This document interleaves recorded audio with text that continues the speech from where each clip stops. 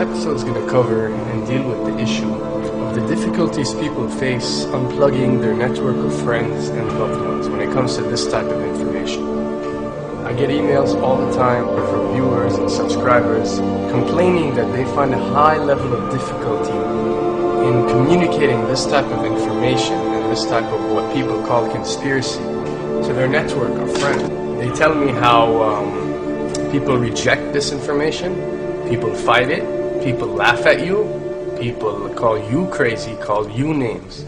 And this is very common when it comes to this type of thinking and this type of knowledge, and I faced it. I assure you that everyone else who've delved into this realm of research has faced it. When I first started looking into this stuff and discovering this stuff and realizing what is wrong with the world, I felt like it was my obligation to tell and convince everyone around me of this new type of information that I have come across. But in essence, years down the line, I've learned that it does not work this way. A lesson comes to mind, and this is an ancient Chinese lesson where when teachers wanted to teach knowledge, they used to tell their students that when someone is thirsty, you give them half a cup of water. If they remain thirsty, then you supply them with the second half. This means that first, when someone needs to acquire knowledge, he first has to be thirsty for it. And only after his thirst has been communicated to you, you supply them with half a cup of water. You don't shower them with a full gallon of water, because this is only going to push them away. You give them half a cup. If they ask for the second half, you supply it to them. If they don't, it's not your responsibility. They will sooner or later in their lives. The best way for people to see and change their way of thinking is for them to experience the change, is for them to see and research this knowledge rather than someone telling it to them. So if you do care about someone, or if you do want to share this information, you got to be very subtle. You got to do it in a smart way, and you got to bring the person in. You know, ask them questions instead of supplying the answers. You're sitting watching the news with your friend, and he's talking about certain situations being broadcast on the news. Ask him, why do you think this is this way? Why do you think these stories are covered? Through such type of discussion, rather than preaching, you will build a certain level of trust or a level of comfort between you and the desired listener. And this can help you now to take it to the next step, which is to facilitate ways for him or her to achieve or receive the knowledge that you find valuable. Then the ones who are ready to see and the ones who are ready to be unplugged will do so.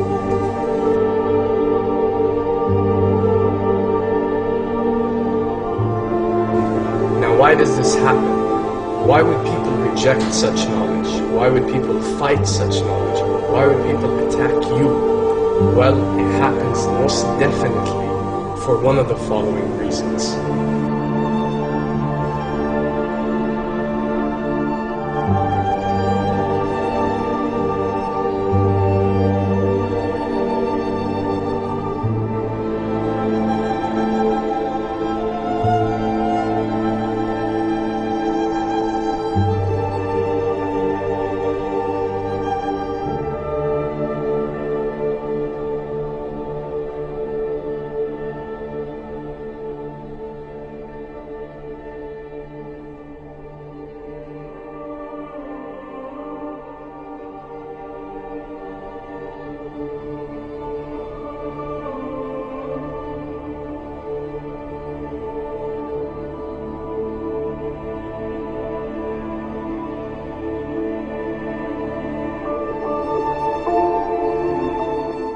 Have to understand, most of these people are not ready to be unplugged. And many of them are so inert, so hopelessly dependent on the system, that they will fight to protect it.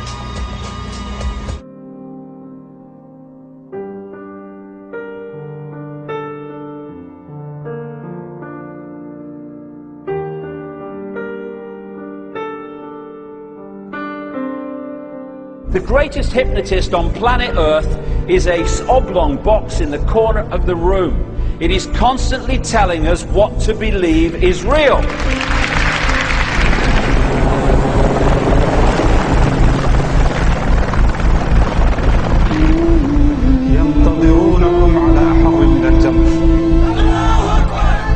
If you can persuade people that what they see with their eyes is what there is to see, you're gone.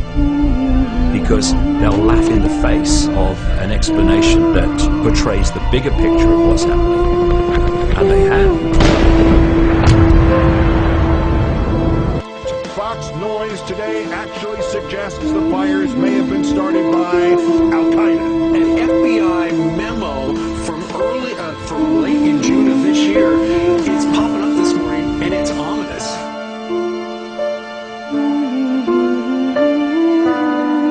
Those who oppose this vital tool in the war on terror need to answer a simple question.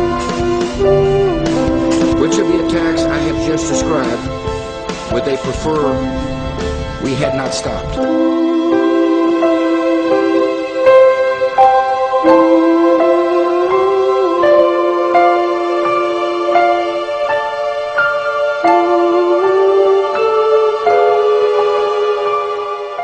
You people and 62 million other Americans are listening to me right now because less than 3% of you people read books.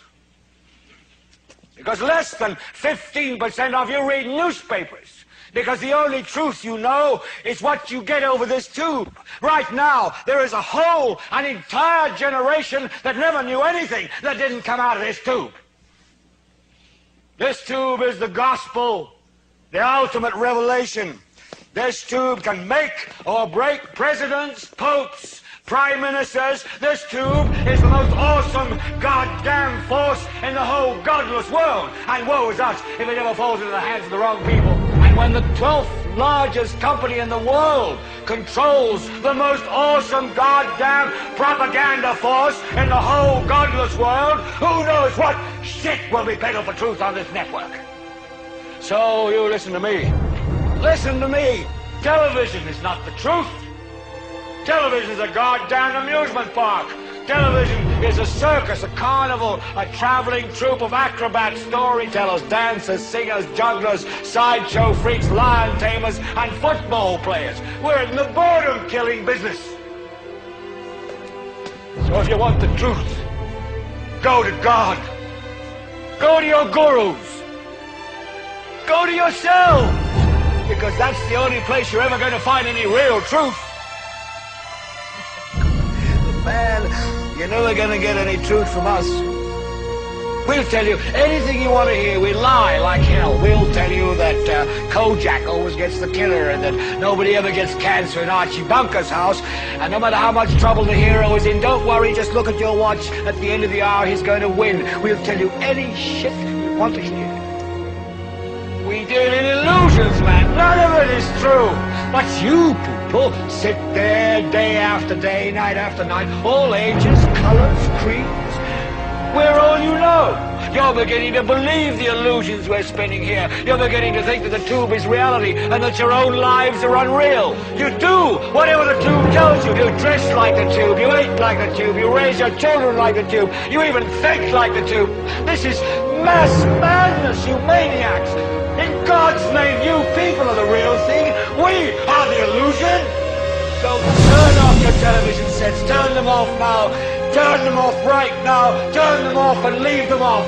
Turn them off right in the middle of the sentence I'm speaking to you now. Turn them off.